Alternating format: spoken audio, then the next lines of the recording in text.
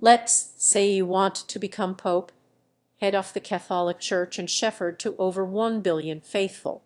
What requirements must you have for this lofty position? First, be a Catholic, and second, be a man. Which seems a little thin, and while it's technically possible for a regular Sunday Catholic to become pope, the last time this happened was essentially never, because becoming pope isn't like becoming president.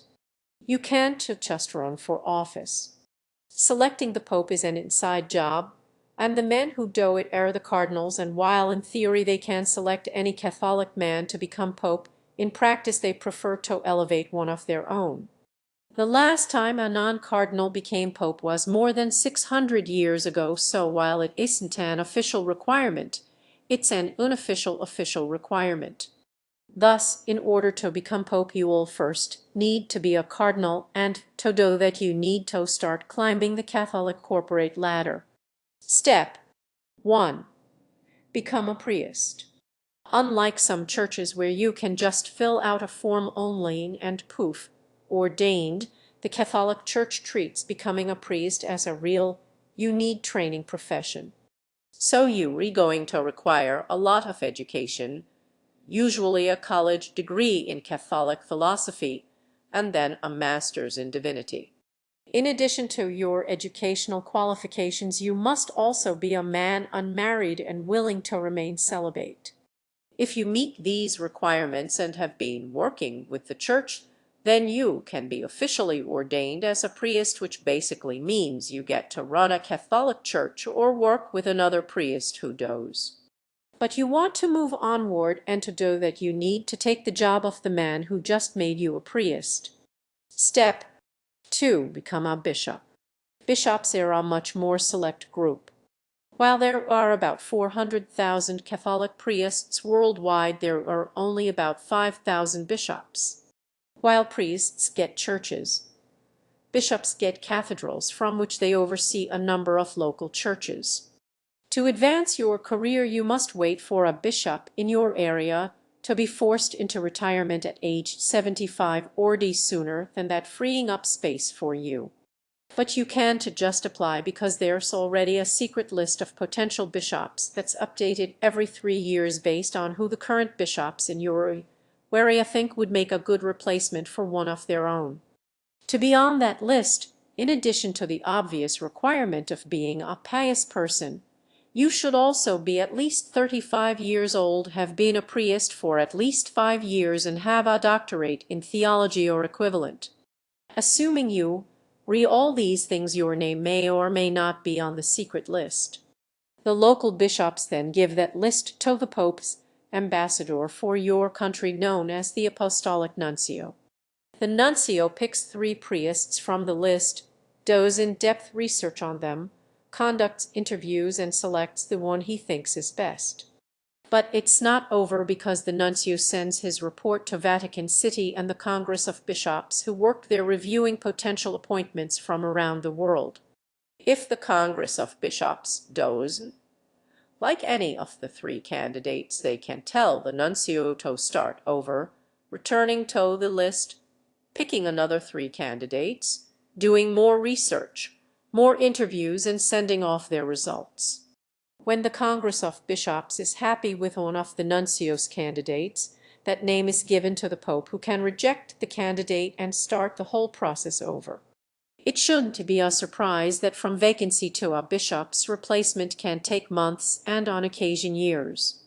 But assuming a bishop in your area retired or died at the right time, and you were on the secret list of good priests, and the nuncio picked you, and you made it through his interview, and the Congress of Bishops approved you, and the Pope didn't, to veto you, poof, now you a bishop. But you still not on top. The penultimate promotion is step number 3. Become a cardinal. Despite the fancy name and snazzy red outfits to match, cardinals are not the bosses of bishops. They are bishops, just with an additional title and additional responsibilities, the most notable of which is electing the new pope. The only way to become a cardinal is to get the current pope to appoint you as one. And of the 5,000 bishops, only about 200 are ever cardinals. But let's say your ambition isn't to go unnoticed by the Pope, and he makes you a cardinal. Now it's time to play the waiting game for his death or retirement. And with popes, death is vastly more likely. And either happens. The cardinals under the age of 80 are brought to Vatican City, where they are isolated from the outside world, presumably by taking away their cell phones and tablets and carrier pigeons. Once sequestered, the election of a new pope can begin.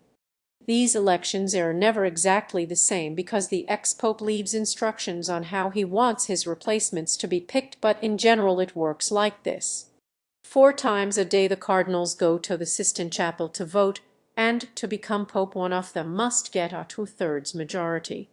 There's a big dose of mustn't be too hasty here. Ask the cardinals to just raise their hands or use a modern preferential voting system, but instead write down one name on a piece of paper, stand before the altar, and say a long Latin phrase before officially casting the ballot. Once all the cardinals have done this, the votes are counted and then burned. This is why news stations covering the election of Pope use super-modern, live-streaming cameras to look at a chimney. If the smoke is black, no new pope. The high victory threshold and tediously slow voting process is why it takes so long to elect a pope.